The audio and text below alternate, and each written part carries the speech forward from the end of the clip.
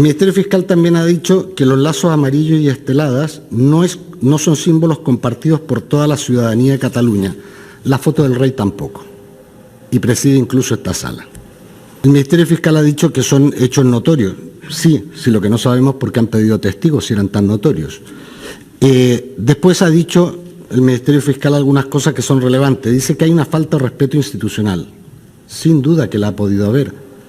Porque mientras no se le prive de su condición de presidente de la Generalitat, hay que referirse al señor Torra como el muy ilustre presidente Torra. Y es una cosa que hemos insistido porque también afecta a la imparcialidad del tribunal, que puede estar preadelantando unas consecuencias que podrían ser las de una condena que le inhabilitase o le privase de sus honores y cargos.